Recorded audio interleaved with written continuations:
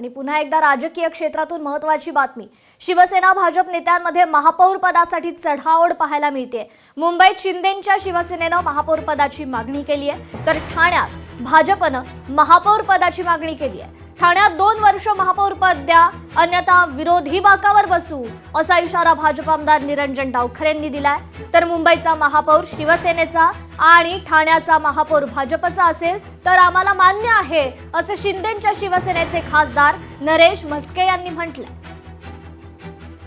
नाही, जर आम्हाला जो आमच्या निर्धारनाम्यामध्ये दिलेले शब्द आहेत ती जर पूर्ण करायचे असेल तर महानगरपालिकेमध्ये महत्त्वाची जी पदं आहेत ती गरजेची आहेत. मग ते महापौर असेल, सभागृह नेता असेल, स्टँडिंग कमिटी असेल, या सगळ्या गोष्टींमध्ये त्याचबरोबर वेगवेगळ्या समित्या आहेत. याच्यामध्ये महत्त्वाचा रोल जर नसेल तर दिलेले शब्द आणि जो रोडमॅप आम्ही ठाण्याच्या विकासासाठी प्लॅन केलेला आहे त्याच्यामध्ये कुठेतरी अडचण येऊ शकते. मुंबईचा महापौर भाजपाचा असेल आणि ठाण्याचा महापौर शिवसेनेचा असेल, याच्यात कुठेतरी चढाओढमध्ये ठाणा मुंबई असं चालू आहे.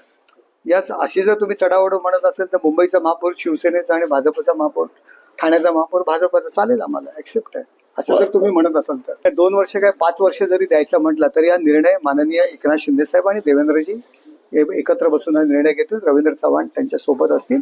त्यामुळे नेत्यांचा हा निर्णय आहे. ते जो काही निर्णय देतील तो आम्हाला मान्य असेल.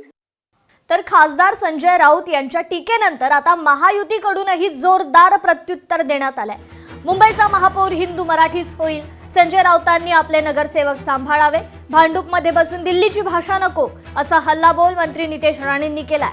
तर मंत्री संजय शिरसाट यांनी मुंबई महापौरावरील राऊतांच्या या वक्तव्यावरून पलटवार केलाय.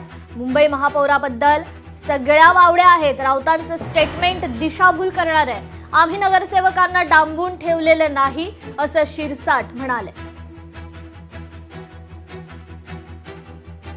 राजाराम राऊतकडे आणि त्याच्या नेते मंडळीकडे, त्याच्या मालकाकडे आता काय पर्याय राहिला आहे? नाक घासून येण्यापेक्षा त्यांना नाकच घासायला लागणार.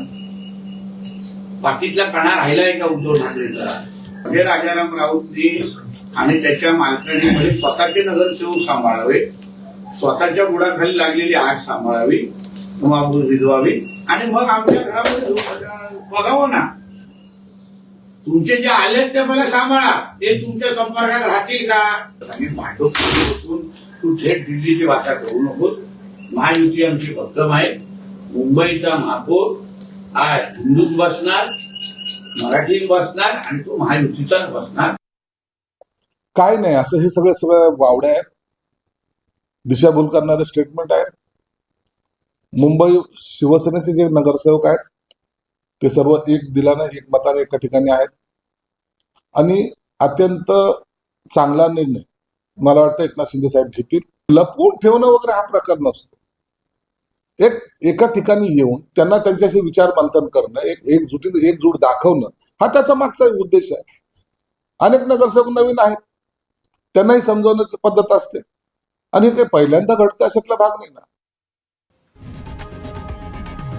लोकशाही मराठी ऐका, पहा, जागरूक रहा.